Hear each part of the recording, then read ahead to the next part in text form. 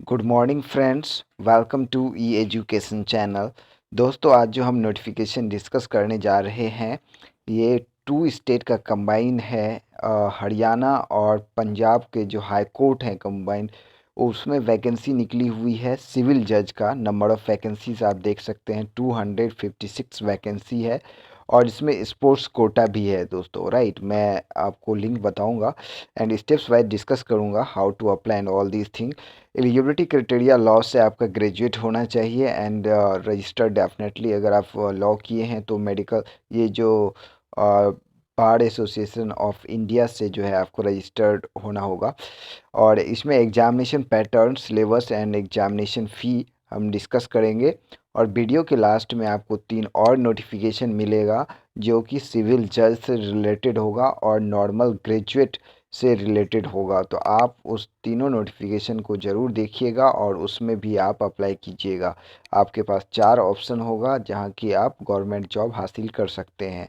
तो चलिए देखते हैं इस नोटिफिकेशन में। उससे पहले मैं रिक्वेस्ट करूंगा, अगर आप ई एजुकेशन चैनल पर नए हो तो प्लीज़ चैनल को सब्सक्राइब कर दीजिए, बेल आइकन बटन प्रेस कर दीजिए ताकि गवर्नमेंट जॉब से रिलेटेड नोटिफिकेशन आपको मिलते रहे।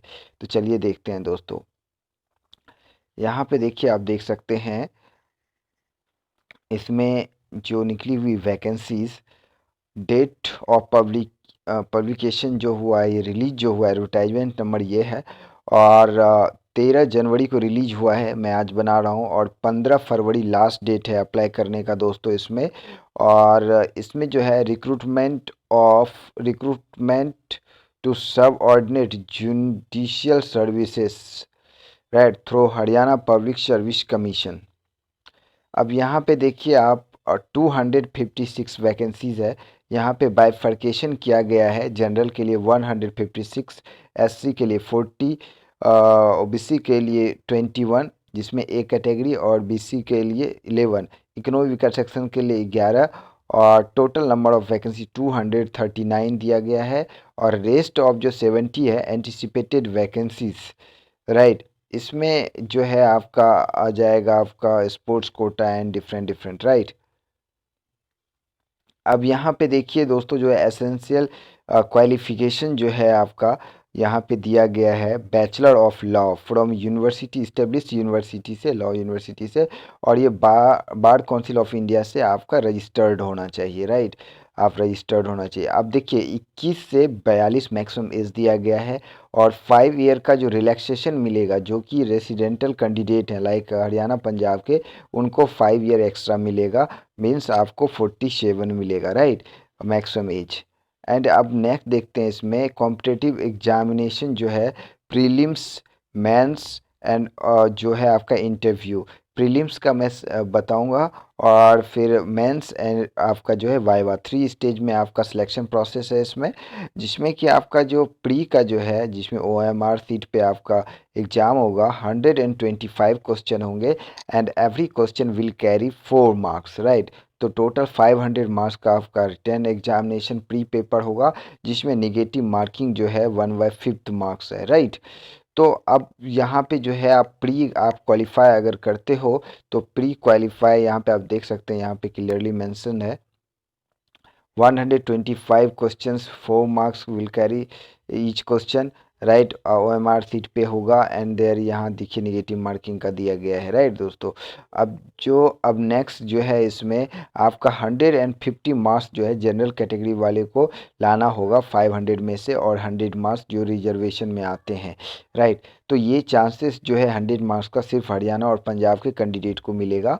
एंड देन फिर जो मेंस के लिए सिलेक्ट होगा वो 10 टाइम्स ज़्यादा कैंडिडेट, अराउंड 256 वैकेंसीज हैं, तो 2560 कैंडिडेट को सिलेक्ट किया जाएगा मेंस के लिए, मेंस में सिलेक्शन के लिए। उसके बाद जब मेंस अगर आप क्वालिफाई करते हैं तो नंबर ऑफ वैकेंसी जितनी है उसका 3 टाइम्स जो है आपको वाइवा के लिए, इंटरव्यू के लिए बुलाया जाएगा। वेबसाइट है www.highcourt.chd.gov.in। हाई कोर्ट चंडीगढ़ है ये, जहाँ की हरियाणा और पंजाब दोनों कैपिटल है, राइट। वहाँ पे ये हाई कोर्ट है जहाँ की दोनों स्टेट के जो भी चीज़ें होती हैं वहाँ सॉल्व होती हैं, राइट। तो ये देखिए, उसके बाद एग्जामिनेशन फ़ी जो है 1000 रुपीज़ है for general like male candidate and economy weaker section के लिए, 250 रुपीज़ फीमेल कैंडिडेट के लिए है, एंड जो आपका SC ST कैंडिडेट आते हैं हरियाणा के, पंजाब के, उनके लिए है 250 रुपीज़।